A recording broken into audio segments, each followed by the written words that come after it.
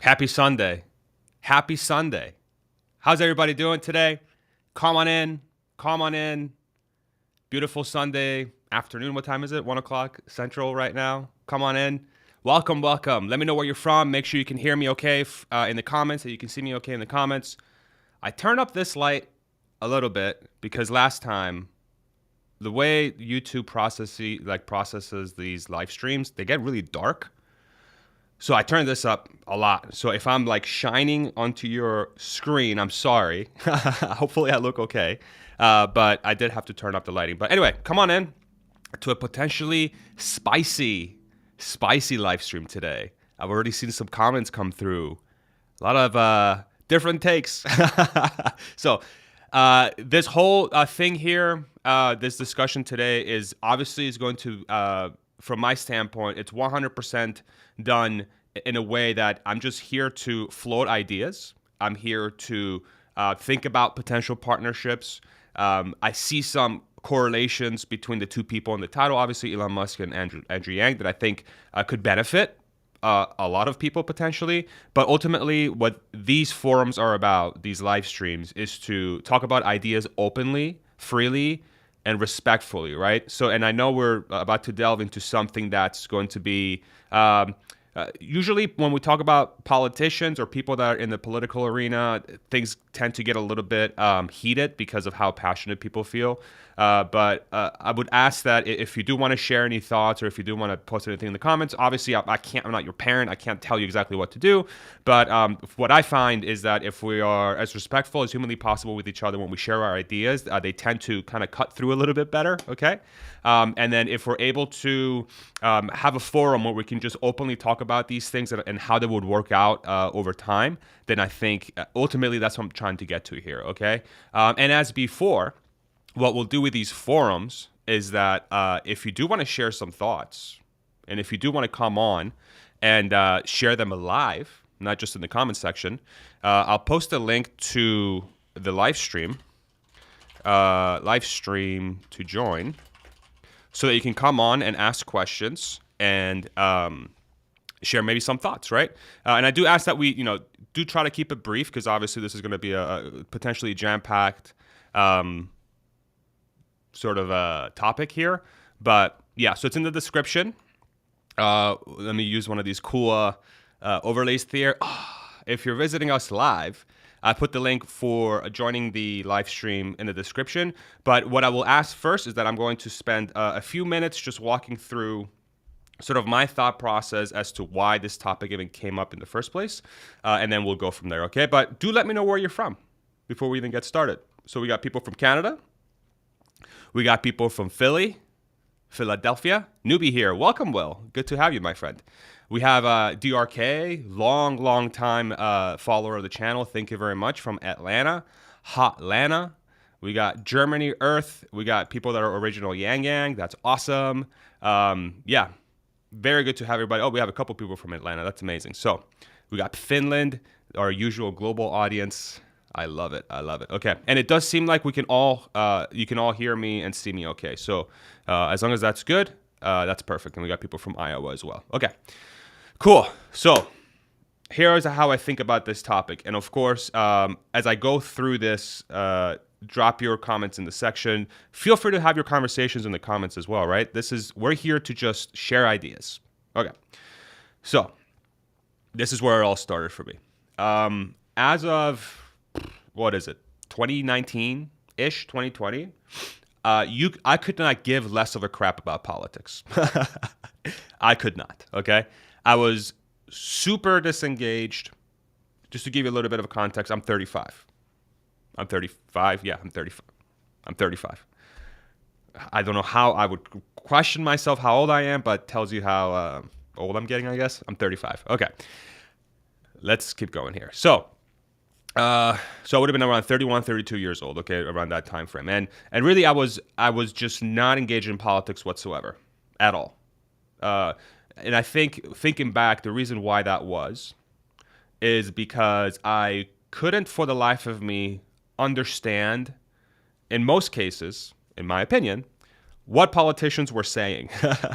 So when I would go watch a debate or watch them speak or hear them say something, I would always have this feeling that, oh man, maybe I'm not smart enough to really get what they're saying, because they're speaking in a specific way, they're saying certain things, and they're they're answering questions in a way that it's confusing to me. So maybe I'm just not smart enough for politics, or maybe I don't have enough of an inclination to understand enough about politics to give my 2 cents about politics. Okay. And then what ended up happening back in 2019, and again, and I'll outline it. I'm politically like homeless, I guess. I don't really have a specific political party. But this person, Andrew Yang, came out of nowhere back in 2019 when he was running for president on the Democratic side.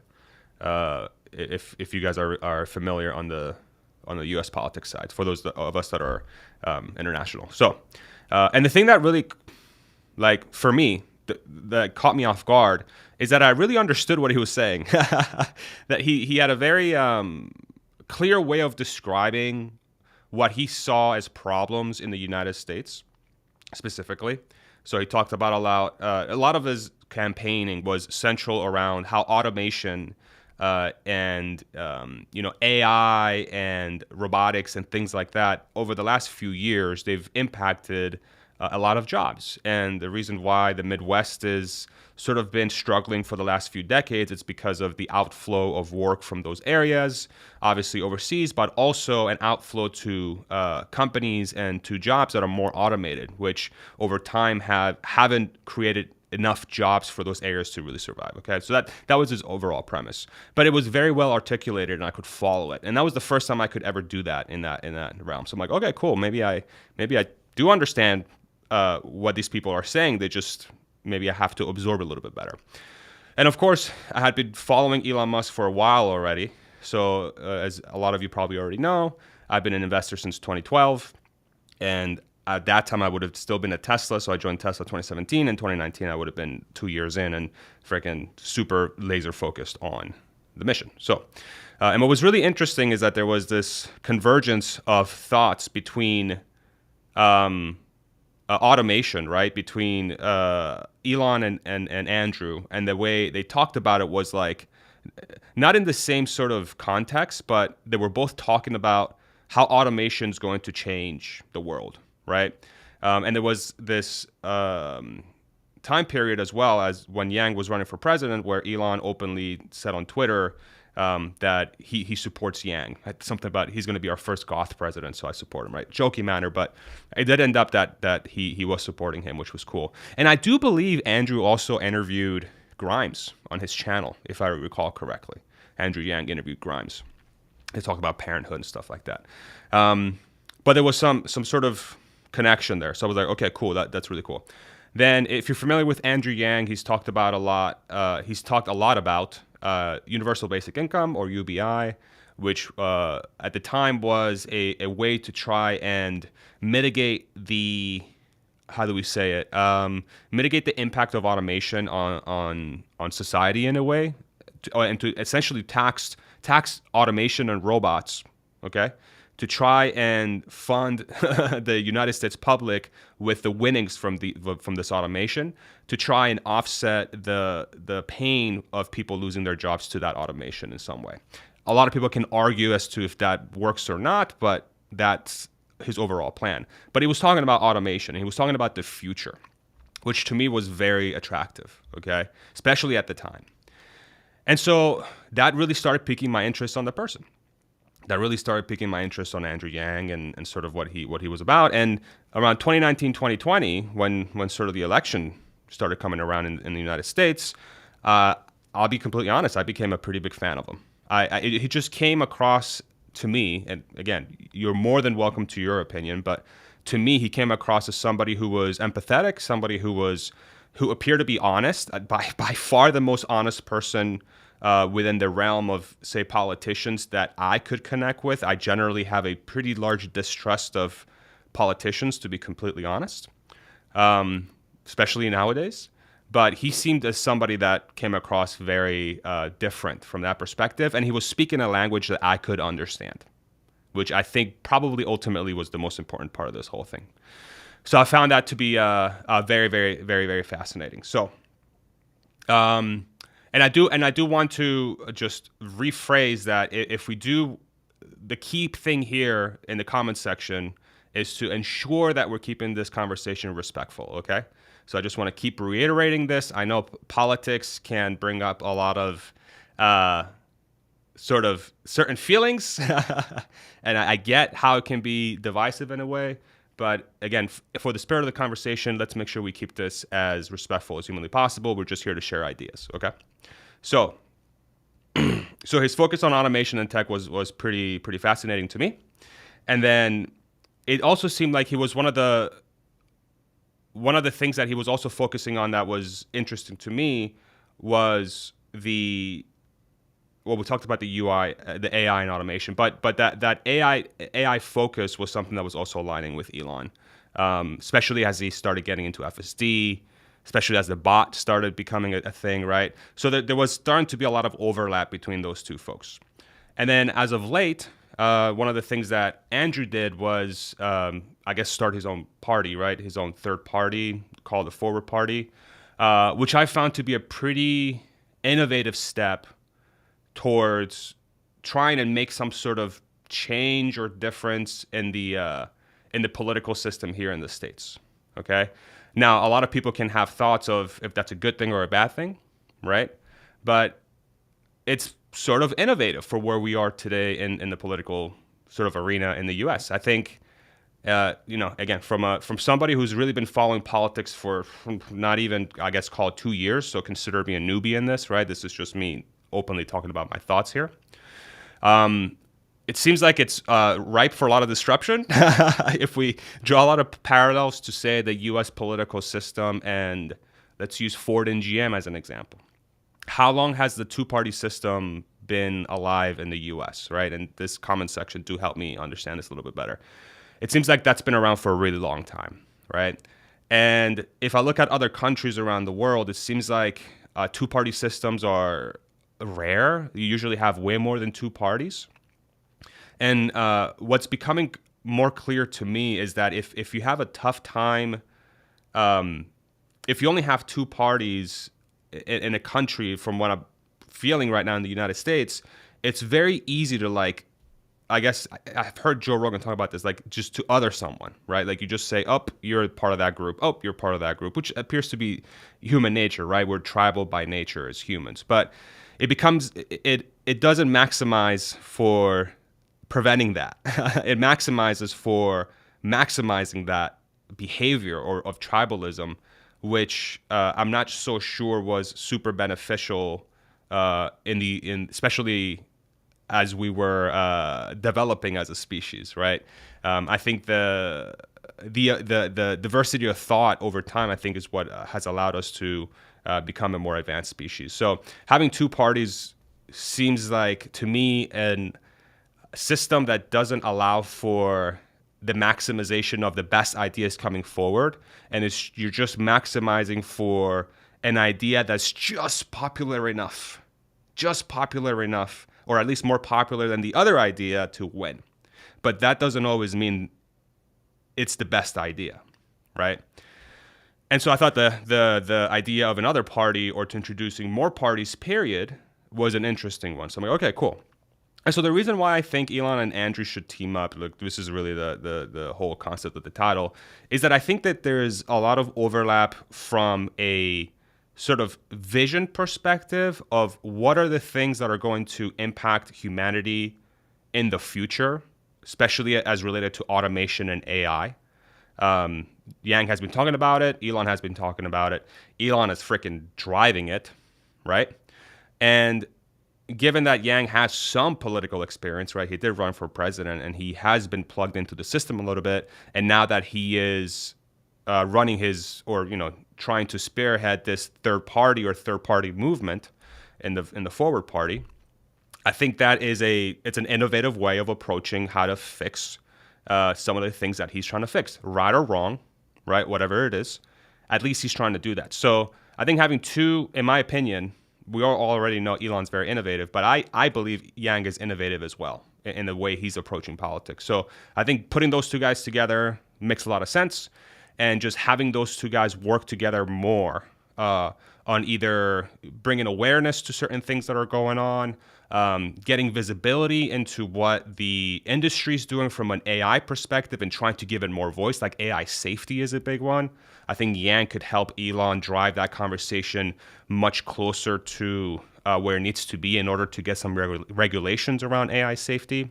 In other ways, I think Yang could help Elon drive the conversation of why full self-driving has to happen and why regulators should take it very seriously and allow it to develop as quickly as humanly possible, right? I think that's just sort of at the surface, but I think there is a lot in there. So I'm going to shut up. I'm going to read comments. And again, if you are open to coming on and having a conversation and sharing your thoughts live, just like I did, and ask a question perhaps, I'm going to post the link in the comment. And the only thing I ask is that you have a camera so we can all see your beautiful face and that your audio is decent, okay? So I hope I verbalized that correctly. Again, this is like, I'm trying to be very respectful of the topic because I know how divisive politics can get.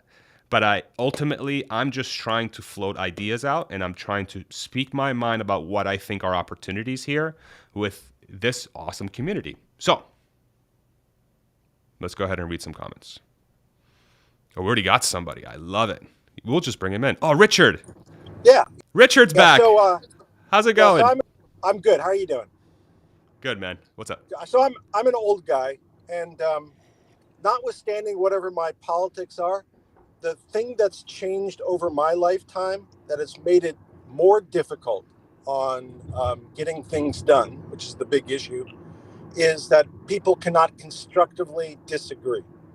So when they have a difference in opinion, it becomes a personal issue as opposed to trying to understand the other person's position and maybe try to work to some commonality positions. And that has been like a clear change. And I think one of the problems that has kind of facilitated that is the ability of people to express themselves anonymously or at a distance.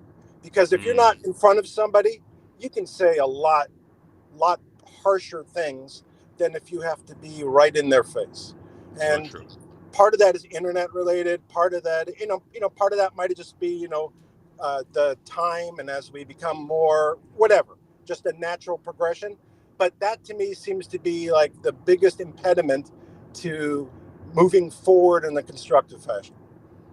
That's a really good point, and I 100% agree with you on that. I think what's interesting about that too is that one of the things that attracted me to Yang, at least, is that I feel like my personal opinion, I felt like he had a little bit of that in him that would be open to that sort of open dialogue and being able to sit down and having that open dialogue. And I know Elon is always a proponent for that with his whole freedom of speech thing, right? Like just let all the ideas come to the top and we can all talk about it. So it seems like there's overlap there as well, but I couldn't agree with you more. And honestly, part of the reason why I'm even doing this now, like this specific live stream, is with this spirit in mind. Is because like I knew as soon as I pressed go live, I'm like, this could be a shit show because I don't know what's gonna happen. But like I feel like if we could all do exactly what you said and just sit down and just be willing to just have an open line of communication between each other to truly talk about ideas to find the best solutions, I think all of us would be much better off. And I'm hoping. I don't know if it's realistic for me to think that, an Elon and Yang partnership could somehow harbor that sort of environment long term, or if it's even possible for anyone to do that. But I'm an optimist by nature, so who knows? Well, it's you doing kind of what you're doing, kind of is your little impact on that. So, if enough of that happens, it definitely impacts things. And I don't know if I would vote for Yang, but I always found him to be legitimate. So. And I can't say that about a lot of people. So awesome. So that's good. Anyway, have a great day. Thank you so much, Richard. Have a great day, man. Thank you for coming on. Awesome. Beautifully said. Thank you, Richard. All right, we got another person here. We got our friend Tony. What's up, Tony? Hey, Farzad. How you doing, man? Good, man. How you doing? So the one day I'm in my truck instead of in my Model Y. Yeah. For shame. But yeah, I was a really big Andrew Yang supporter. I actually went to Iowa, and knocked doors in January of 2020. I was in Council Bluffs for like a week, Wow. towards the end of the campaign there, like right before the primary. So I think it's really interesting because I feel like you and I might fall into a similar sort of place or similar overlap, like where I think there's a natural overlap. People are really interested in Tesla, in Elon Musk, in, kind of like the advancement of the human condition through all of this technological advancement and, political ideas of someone like Andrew Yang. Like I've become convinced that universal basic income is a necessary inevitability for advancement of our society. There's so much about that, but I guess those are the main just thoughts I have. I could elaborate more, but I wonder what your thoughts are. What are your thoughts on universal basic income? Besides what you mentioned about automation. Because for me, automation is kind of like the third or fourth reason why we need universal basic income. Yeah, no, no, I really appreciate that. I think the sentiment you shared at the beginning there, where it's like, I think there's a significant number of the population that's probably not even aware of it yet. I mean, I think some of them are, but I think the overlap you just described exists a lot, but it's just very quiet and like super like underground, and it's like, I don't know, it's somewhere, and I don't know what its impact's gonna be, but it's somewhere. I think, and the fact that you came on and just said that, I'm like, oh, thank God, like I know, like I can feel this, I know it exists, so that's very cool. The UBI question, I think, excuse me, I do think it's going to be it's going to be inevitable over time, for sure. I think it's, unless we have it in place when we have a lot of AI and robots doing a lot of our jobs, I think we're going to be in a situation where we're going to be in a very dire position. And I know Elon has talked about it before, specifically within that context.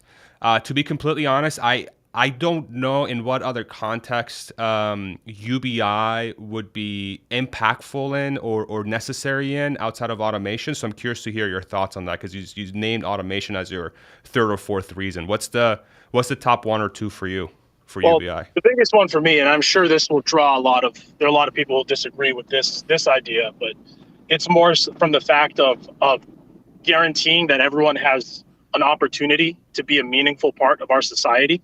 Mm-hmm. Because like reality is like, there once was a time where, you could go out and find a piece of land and try to like survive on your own. This whole idea of like, you can participate in society or you can choose not to. But the reality of it is like, if you don't have money, if you aren't born with some kind of support structure, like you're going to end up being a serf or like someone's bitch. I mean, sorry if that's like not the right language, but it's just, I've already said shit once. It's okay. I just think of like, if I wasn't born into a middle class family, if I didn't have an opportunity to get an education, if I didn't have, all this support structure around me to be able to choose a job that is meaningful for me, I would be doing stuff that would frankly make me be miserable, Sure. And to me, like people having a certain amount of capital that's guaranteed so that they can make the right choices. And it's so like opposite to the way we think of government services, because every government service you can imagine has a certain amount of paternalism to it. Like, oh, we're going to create this healthcare system because we're the government. We know you need healthcare, or we know you need, insurance or whatever, versus providing people with capital so they can make their own decisions and have resources to really have power, because if you are in a situation where you're entirely reliant on your job, you're kind of at the mercy of your employer, and granted there's a different scales of how extreme or not that goes, but there are a lot of people who are really just stuck doing nonsensical bullshit jobs. And the only reason a lot of these jobs exist, and I think part of the drag on automation happening, is because like people are just stuck in these ruts. Like you look around and you see how many jobs there are that shouldn't exist. The only reason they exist is so that the person doing it can have some semblance of a living, you know?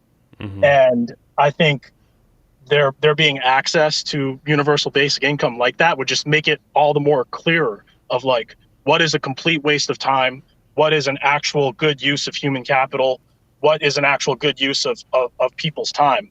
And then that coupled with unlocking so much creativity, because people will be able to really stop and think about what's really important in life. Like what do I really want to do with this limited amount of time that I have, rather than just provide some, nonsensical service so I can get some money to pay for the absolute bare basics like food and rent. You know what I mean? Yeah.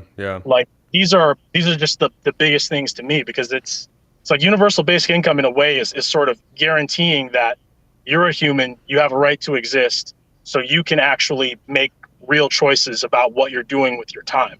Because at the end of the day, I think, everything of value came from someone's consciousness. It came from someone's idea. And if all of our, the vast majority of human brain power is being wasted away at doing some meaningless job, rather than reflecting on like, what can I do to add value, or the future. What exactly, you know what I mean? Because if you're just struggling day to day, you don't have time or capacity to think about the future. And like that's one aspect. Another aspect I think of is just like how does money work, right? We're the main way money is created is through bank loans, and then there's this interest rate that's set and it's raised and lowered, and that affects like how much demand there is for these loans and how much money is created. But really it's the banks that get to decide like, oh, this project is worthy, this project is not. Like, oh, fracking, that's a great idea. Here, we'll write you a loan for that. Building electric cars, no, that's a really stupid idea. We're not going to get you a loan for that, And putting some of that money back into, I guess, a more democratic hands where like, more of the money just comes from people having it, or it being created for people rather than it all being created for banks, banks, I think will also have a, net move society in a better direction. But these are all kind of like bigger, longer. That was a lot.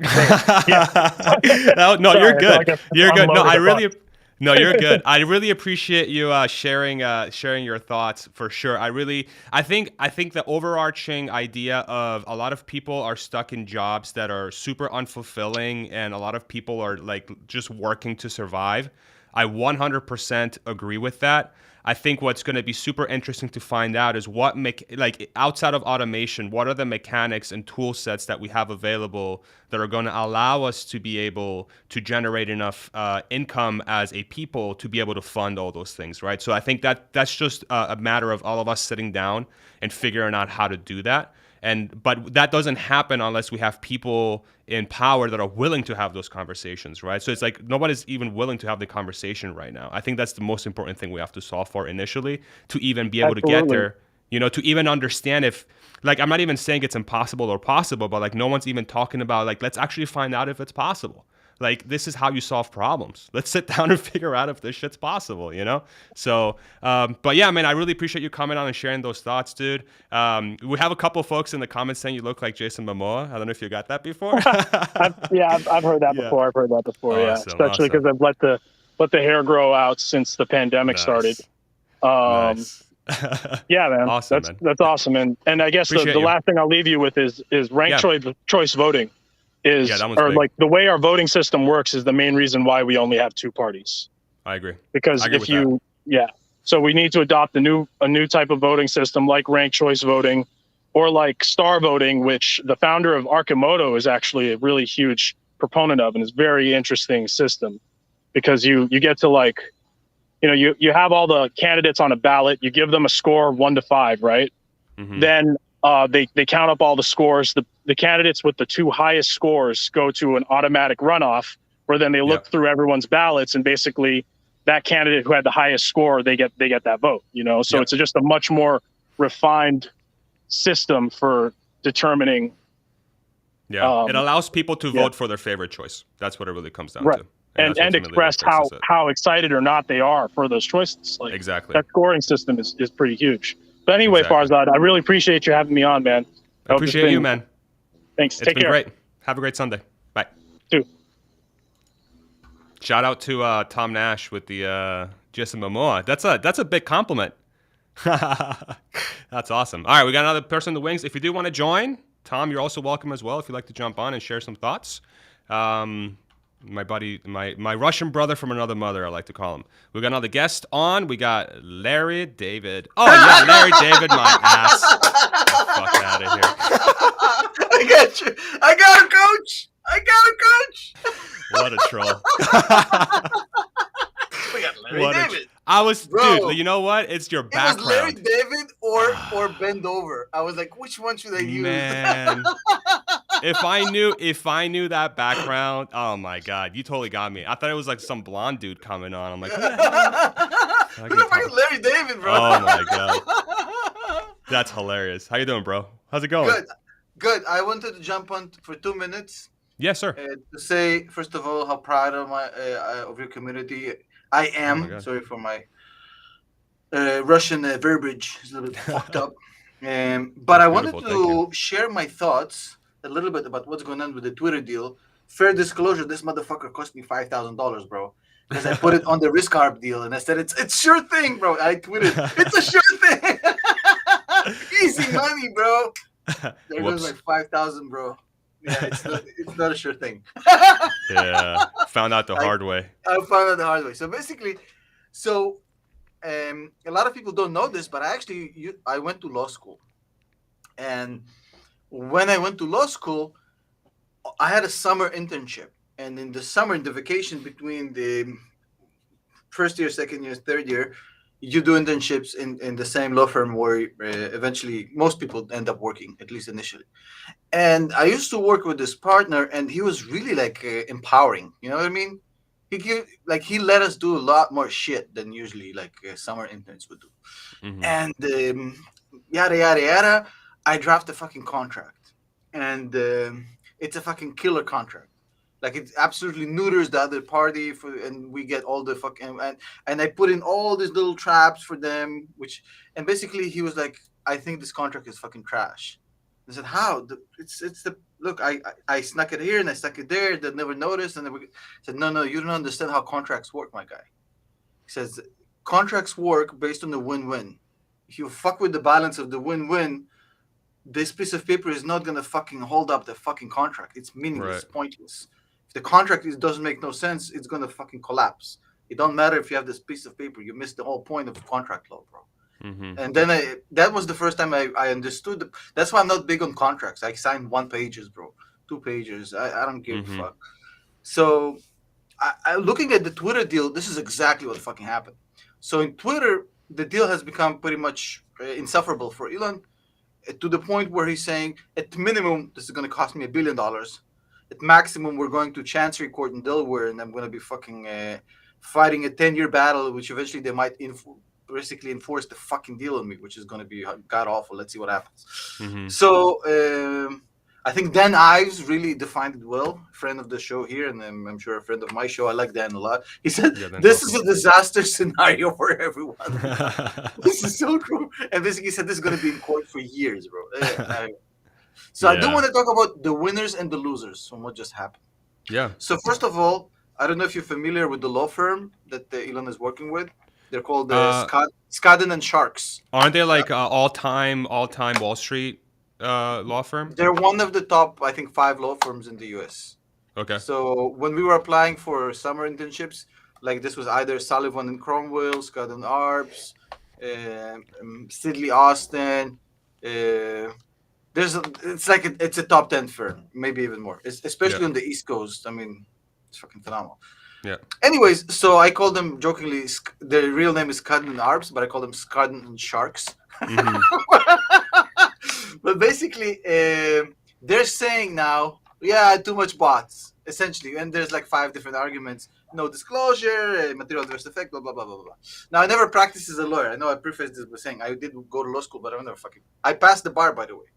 On my first go. And they're like 40% foreigners passed this fucking New York State bar, bro. It's very hard. It's a 2-day exam. I passed it, but I've never practiced not a single day in my life. Anyways, so this is not me being a lawyer, just complete layman. So losers here, I think 100% Twitter and Elon. Everybody's losing. Bad Mm. PR for Twitter, bro. It's gonna cost a fucking fortune to litigate this motherfucker. Elon is paying at least $1 billion here. This is like best case scenario. This is costing me $1 billion. I mean, this is not gonna fucking. It's not gonna be pleasant What do for you think either. about it being like a renegotiation tactic by Elon? I don't know, man. It sounds like it's. Because if it's going to be a 10-year deal, what if by year 2 Twitter's like, you know what, it's our Maybe. stock's at $10, just fucking buy it. Like, No, what do you but think? Twitter have such a strong case in court, bro. You think so? Because yeah, they have a strong case. Okay. For him to prove materials adverse effect, I mean, it's going to be a tough case to litigate. I'm sure his Okay. lawyers think that the case is winnable.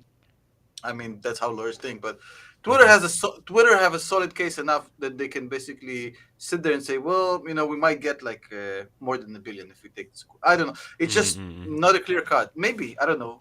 But like, I just wonder like how much of a drag that's going to be on the company's performance if it really becomes a thing over time, and if Elon it's says, gonna you know just what, gonna be screw like- you guys. Bro, you know how much these lawyers charge? A lot. Like Scotland Yard's probably on average, like a partner is like $1,000 an hour, bro. Yeah. Wow. And the associates probably like another 600. This is gonna be, bro. It's an ordeal. It's gonna be a career-making fucking case, bro, for whoever handles this. In fact, I would say that the only winners here is obviously Tesla shareholders that gets fucking getting rid of this fucking deal. Nobody in Tesla wanted in this community. But the second part is, look, I think the biggest winners are gonna be the lawyers, bro. Oh yeah, of course. There's They always gonna win. be wives, boyfriends with new yachts, bro. Pool boys with new lingerie from the wives of these lawyers, bro. Should have been a lawyer, Tom. Every lawyer I know who practiced law died fucking young, bro. Yeah, I believe it. If you go to work every day and you fight with people actively every single day, God, I hate this shit. Yeah. I think. Did you hear? I just want to say one last thing before I That's go. fine. I also want to get your opinion on the topic of the video too, if you have some. Okay, cool. Yeah. So I'm not sure I have such a smart opinion about it, but I'll think about it. So there's a guy on Twitter, a few people on Twitter who are saying that this was a ruse, like from day one. They're saying that this was a ruse for Elon to sell Tesla shares as part of the prep for the Twitter deal, so it doesn't have the backlash from selling such a big chunk of Tesla stock. I'm having a hard time following that. What do you mean by that? So he had to sell a few Tesla, like he collateralized a few stock. But why was it a ruse? Because they're saying that if he just straight up sold Tesla stock, the share price would have suffered. But because people were saying, "Oh, this is part of the Twitter deal," he doesn't really want to sell Tesla stock, but he doesn't have to. Like that's kind of the conspiracy. But there's always a conspiracy theory with it. Right. Bro, this is America. There's a conspiracy theory. I don't know. I don't know, bro. It sounds to me he had easier ways to get it done. But the one thing I'll tell you is the fucking Nostradamus of 2022 is the guy from Hindenburg Research, Nate Anderson, bro. He called us like day one. Like, this is exactly how it's going to play, blah, blah, blah, blah. And he was ahead of it. Yeah, he was way ahead of it, bro. And by the way, he's the guy who exposed the guy I made the video about, the magician doctor, fake ass murderer. Yeah. So he's the guy. Man, that dude is fucking... Wow. Yeah, he's good. I think he at some point too he like switched up his stance on Tesla too. I know they were short for a while and then they turned out to be long after he discovered that they were going to be. I think it was right before the crazy run up they had, but that's a different story. Any thoughts on Elon Musk and Andrew Yang? Do you know anything about Andrew? I like Yang? them both a lot, but Andrew is ahead of the curve for sure. Yeah. He's a little bit. I don't know if I agree with everything he said, but yeah, he's a smart fucking dude, bro. If they team up, that's a power couple, bro. Yeah, I agree. Yeah, I think there's some overlap there for sure of some sort that would be beneficial in some way. I think then just getting together to work together, I think is a positive. But yeah, and they match on a lot of ideas and policies and whatnot. Innovative approaches. I wish Elon could have run for president, bro. There's no good candidates, bro. Yeah. It's one of those things. Did you hear Rogan say but he doesn't want to promote fucking Trump and Biden as a dead man? I agree with both of these statements, bro. I mean, there's literally nobody, bro. Yeah, especially I feel like for like people, a lot of our communities, I feel like are much more like tech, future, innovative sort of thinking, and it's tough to find, at least in my opinion, it's tough to find a politician out there that encapsulates what our communities are looking for. I don't want to speak for everybody, but like for me myself, like I feel like I don't see them. I don't know where they're at, but I could be wrong. Maybe somebody will surprise me. Who knows? By the way, I don't know how the fuck can you hear me? My mic I can hear wasn't you. on. But Oh, really? Is it different now from before? Sounds the same. That's so weird, bro. It doesn't sound like it's coming out of your main mic. It does sound like No. it's coming out of a shit mic. Hold on, let me see why. Audio Troubleshoot. input. Yeah. While you do that, I'm gonna do a little caption here. If you like what you're watching, please hit like. Hit the like. Yo, if you don't There we hit go. the like button, I'm gonna come to your house. I'm gonna take a shit in your toilet. Dude, when you said that last time, I It couldn't stop happened. It laughing. happened once in my house, bro. My wife was so mad at me. I was working on a deal and it was about to collapse. And literally, like, there was a lot of drama. The guy didn't come in, and then it was intentionally stalling. And it ended up being like 4 people showed up at my house, bro, at 12:40 or something like this in the middle of the fucking night. And we Yeah. were kind of doing the signing, and one of them had to take a shit in my toilet, and he completely fucking destroyed it. My wife's like, "What the fuck is your job, bro? How is this even happening?" He's like, "I'm Oh sorry." my lord. Oh my lord. I can't even imagine. Yeah, it was an apartment, bro. It's not even like Oh, a house, man. bro. Imagine it's the. How should I? It was like a nuclear mushroom, bro. Oh my god.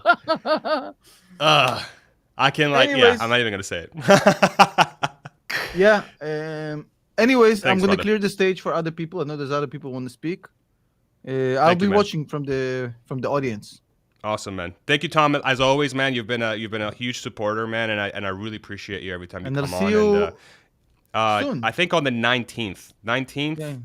2:30 2 weeks. Eastern, I think. Yes. Yes, sir. Yes, we'll do Thank it. you, man. As always, you're the man. Russian brother from another mother. Yada yada Take it easy. yada. Yada yada yada. Bye bye. Awesome. We got a super chat from Mark. A pair character flying in the air with a red cape and a smile on his face. Okay, I think that is a description of the emoji that was used for the super chat, and Restream doesn't just writes it out. So, but thank you, Mark. If you did sit down and write that too, that's cool too. Thank you very much. That's one of the all-time greatest comments. Pair character flying in the air with a red cape and a smile on his face. Awesome. Thank you, guys. If anybody else wants to come on and ask a couple questions, or ask a question, or share a thought, rather, I have a link right there for the viewers to come on. I'll go ahead and read some comments in the meantime to see if potty mouth Tom. Yeah, it's okay. I don't mind it. Okay, so I have a question here from News Politics. How do you want Elon and Yang to team up? Yeah, so that's a very open-ended statement, right? So for me, the way, and I talked about this earlier in the live stream, but let me try and encapsulate and condense what I said. So I believe both folks are future-oriented people that are envisioning the future in a very convincing manner that makes sense for people to understand it as a likely scenario. They both approach their field in an innovative fashion. So Elon approaches obviously electrification and transportation and AI, full self-driving in a very innovative way. I believe Yang approaches politics in an innovative way by introducing a third party nowadays. And then he was talking about topics that were not talked about at all, and then it kind of became a little bit more mainstream over time. So they're both they're both sort of big thinkers in their field, and they have a common understanding around AI, automation, and tech. And so I think bringing those two guys together in some way to either drive conversations around why AI safety is important, or drive conversations around why full self-driving needs to be legalized as soon as possible because it's going to save lives. I think there's going to be a common language within those two that's going to allow the public to understand better what the other person's trying to work on. So maybe that's not super in-depth explanation, but I do have all of that at the beginning of the video if you're interested. But thank you for your question. Appreciate it. We have another super chat here. Thank you very much. WH, White House? Thank you very much for the 3 Canadian. Appreciate you so much. What is your favorite Metallica album? Master of Puppets. Easy. Are you suggesting Elon should run for office, or do you just think Elon should help fund and promote Yang? Probably the latter. I don't think Elon should run for office at all. I do think it would be the latter in some way, for sure. Or I don't know, start a freaking podcast together. Talk about stuff. You know, like I think there's opportunities where I feel like a lot of things when it comes to improving society, all of them are born out of conversation. So why not just like try and stick more people together in a room to have more conversations? And why wouldn't Yang and Elon have their own podcast together? I feel like that would be a really cool way of really, because you have 2 people talking their own language, right? They're from their own sort of corners of the universe. They come in and they talk about, hey, this is why it's important. I feel like that would actually be a good way of solving some problems. You know?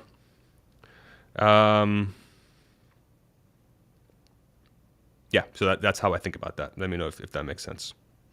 Real quick question here.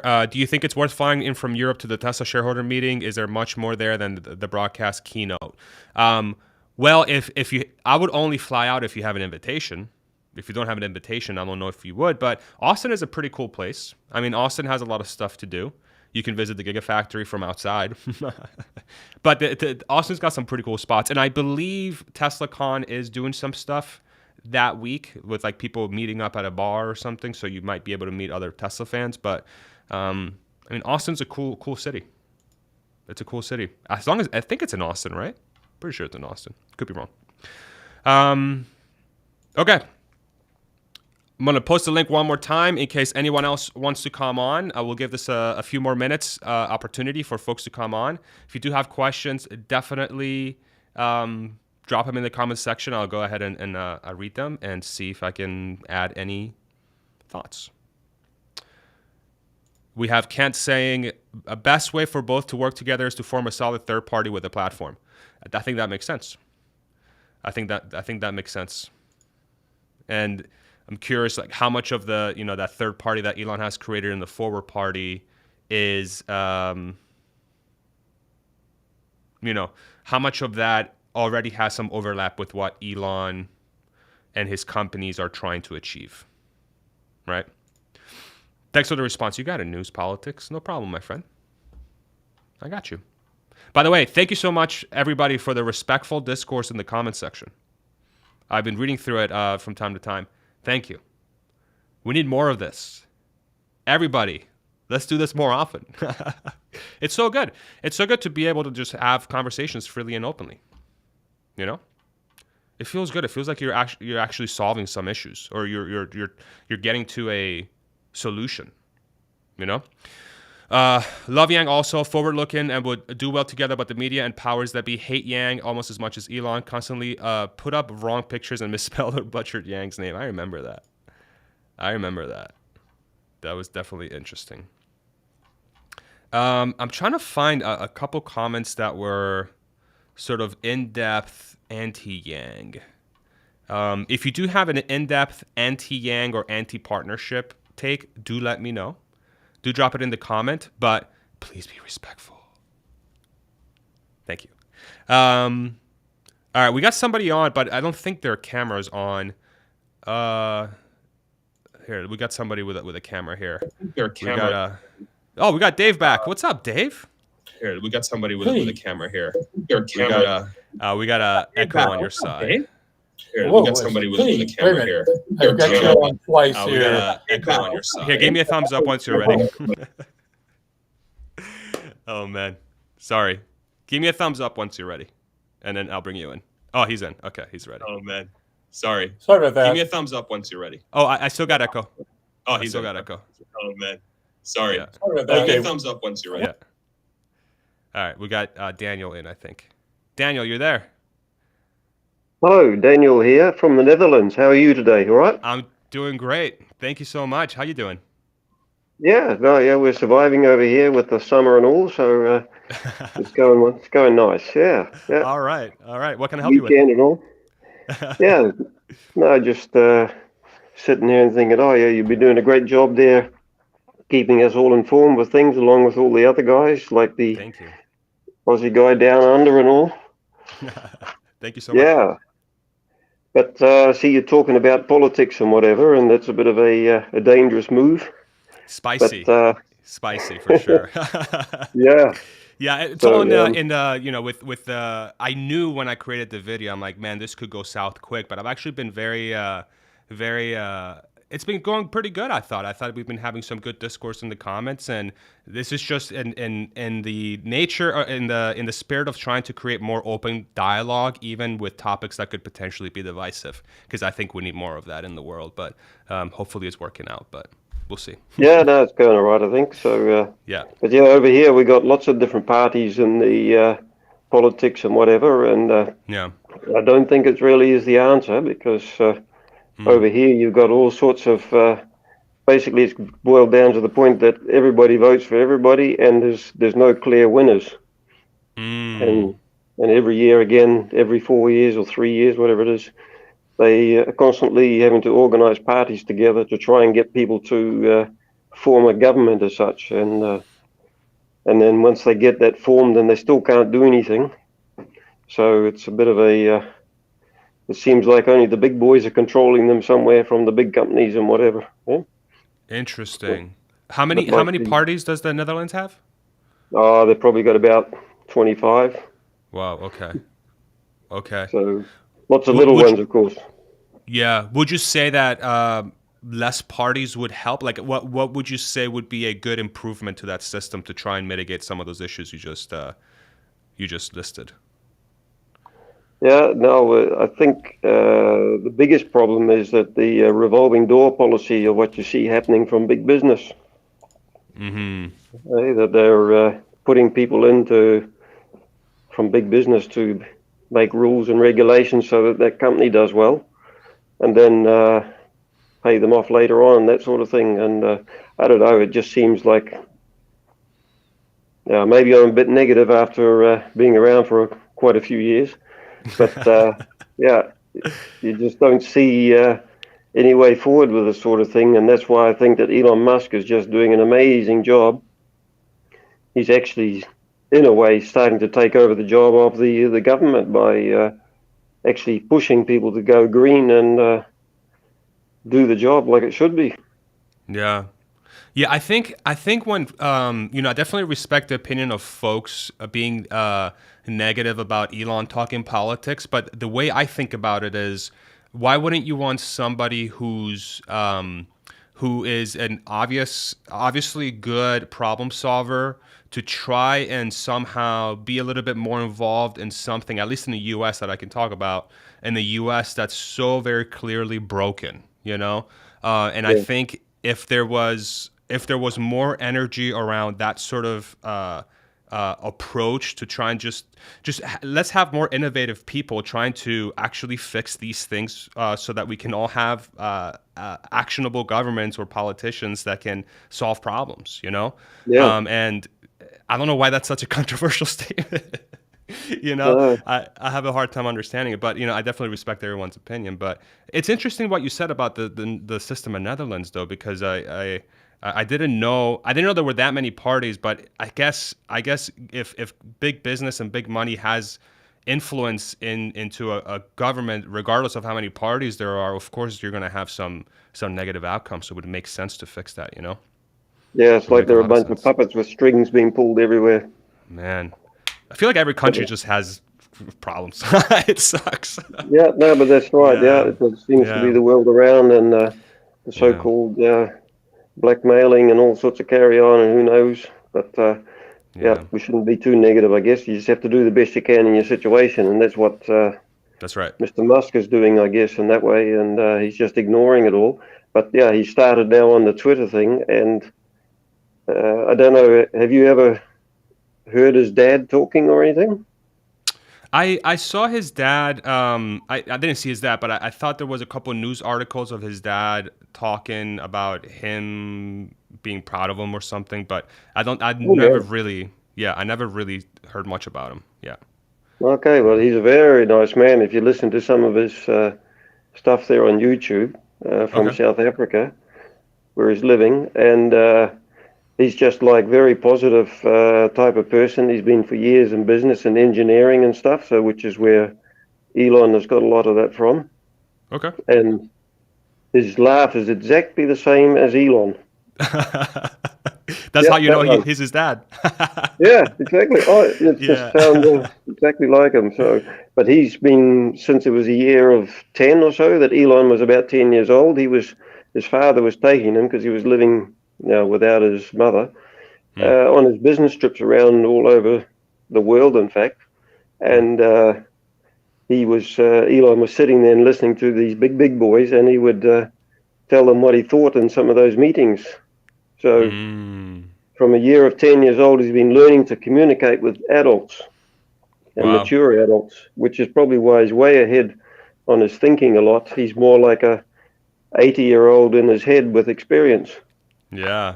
It makes sense. I mean, if he's got that much exposure early on, it makes a lot of sense. That's awesome. I'm going to have to check him out. I'm definitely going to have to check him out. He's on YouTube? I just find him on YouTube? Yeah, I think if you just type in Elon Musk, Elon, Errol, not right? Errol, that's what I meant, sorry, yeah. And he's got a South African psychologist who is interviewing him or whatever and talking to him, some lady. Okay. Awesome. So, but if you listen to those stories, and he's like literally only just started doing that on YouTube because since Elon got into, I guess you call it politics, his father is getting very worried about him and the security around it and all that sort of thing. But yeah, in effect, he's already doing that because once he gets into big business, then you're into politics anyway. Yeah, that makes sense. I'm definitely going to check him out. Thank you, Daniel. Appreciate you coming All on, right. man. No, have a good day, and it was nice to hear your Dutch. There was a guy a bit earlier. I think his name is Tony de Vijen or something. He was a Dutch name, descendant. Okay. I could see that. Thank you so much, man. Have a great Sunday. Take it easy. All right. Cheers, man. Bye-bye. Cheers. Bye. All right, let's bring back Dave. Dave. Hey, how you doing? There he is. Good, man. Good to see you again. Good seeing you, as always. My comment was more around our politicians' lack of ability any longer to compromise. So, and I actually just noticed a poll that was saying the desire to compromise is reducing as you go down in the age levels. So younger people want to compromise less. And I think that's, that leads to in a lot of the reinforcing words around when you get into these non-compromising sides of helping create that divide that we have. Sure. But then also, when you can't compromise, you can't do anything. So it's one thing to share the ideas and talk to them, but we need to fundamentally get back to not letting the perfect be the enemy of the good, as the saying goes, and actually allow ourselves to compromise. Yeah. I agree 100%. I think I couldn't agree with you more, Dave. I think ultimately having a way for all of us to sit down and talk about ideas openly, talk about how we feel about certain solutions openly, how to approach problems and solutions in the way we think is best, and talking about those openly without any judgment, with a willingness to try it. Like, I feel like these are all things that, like, if I were to take, like, I almost like naively want to say, if I just took what I learned at Tesla and applied to just fixing problems generally, say in even government, like, why wouldn't that work? It's just, but the reason why, it's because of exactly what you said. It's that sort of like not willing to compromise, tribalism, your idea is stupid, I'm smarter than you kind of thing. Like, it's ego, it's ego. So how can we delete ego and just say, let's just try it? If it fails, stop.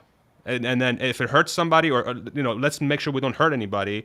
But if for some reason we have a little bit of say financial hurt that happens to somebody, recoup it a little bit before it gets crazy, and then try something else. Like, we should be trying stuff constantly. There should be a constant try flywheel that's happening, and we have the opposite. We have a lot of like nothing. And but I really appreciate that thought, and I hope more people. I have a feeling that a lot of people have that feeling. It's been very either drowned out or quiet, and it hasn't been activated yet. And I'm hoping as we sort of move a little bit more into the future, and hopefully, I don't know, maybe a part of me thinks that maybe this sort of forum and format will allow something to flourish from this over time, and maybe we can use this as a way to build out on it and allow for more open discourse, Like, I would love to bring on people who have very different opinions than mine to come on and let's just talk. Let's just have a freaking conversation. What's wrong with that? It's fun. It's a good time, It's weird. Well, you see Emmett and They had Drew Dixon on, right? And Matt. Yeah. Emmett and Matt. So that was a phenomenal discussion. Yes, it was. And I'm happy to see that they're doing that. And I think that we need more things like that. And I'd love to see you do the same. The other kind of quick point, if I have time. Yes, sir. And if you have someone else bring in, is just on third parties. In our current setup in the U.S., it is very difficult to run a third-party campaign. Mm-hmm. The laws at the state and local levels make it very, very difficult to do. So you have to really get in there, and it's why in order to have a real third-party campaign, you have to start years in advance and start clearing the way in the local, the statewide election laws to enable a third party to realistically happen. Because if you don't have votes coming from all 50 states, you're not going to get elected. And there are just so many states that make it very difficult for a third party to happen. That's why that rarely happens. We all, in like, what was it? 80, Clinton beat out Ross Perot and somebody else. Anyway, and Ross was a billionaire and had tons of money and very popular platform, but he didn't make it. And a lot of that was because the state party, the state constitutions and laws around voting really make it difficult. So anyway, just got it. No, I mean, I think that makes sense. It's gonna be long, arduous, hard work, crazy, very challenging. I think what I'm hearing though, it's not impossible. It's just extremely difficult, right? So, and it doesn't have any incentives for anyone to do it because it's much easier to just pick a side because then you'll just get to where you need to be as long as you just conform, right? Right. That's why Andrew ran as a Democrat before. Right. Because he was trying to use that platform to push it. So, yeah. Okay. Right. Yeah, we'll see what happens. Hopefully, again, like that's why I think having an Elon and a Yang sort of together, like if a Yang has the idea of a third party and then Elon can sort of maybe, like they can somehow work together to innovate, to figure out and say, okay, if it makes sense to have a third party in our system, like how can we get it to happen? And then let's go state by state and figure out how to shorten the distance from thought to reality, right? And that's what Elon is extremely good at. And that's a skill set I believe that applies to every field. This is not just a science field. Thought to reality or thought to conclusion is a skill set that can be applied to anything, and Elon is a master at it. So who knows? We'll see. Dave, thank you so much for coming on again, man. Always like talking to you. Ditto. Take it easy, my friend. See ya. Bye. Awesome. What a good stream we're having today. How do you feel? Look at this. Look at how professional we are. Hit the like if you're enjoying the content. All right. We'll get a few more minutes. Yeah. This has been a super fun conversation. for me, honestly. If here's the deal, over time, I think this platform, as I'm going through this live stream experience and having people on and sharing their opinions, I do think there is a percentage of the population that's sometimes afraid or maybe hesitant to share their thoughts or opinions out of maybe backlash or being made fun of or being attacked or being told they don't know what they're talking about, so on and so forth. And I felt like that for a really big part of my life, okay? But over time, I find that just having discussion, period, allows for thoughts to just formulate, and then you start planting seeds on people's brains. Like, I'm hoping what's happening with the live stream today is that each of us is like, based on what I said, or Daniel, or Dave, or Larry David, or Jason Momoa from back and earlier in the stream, right?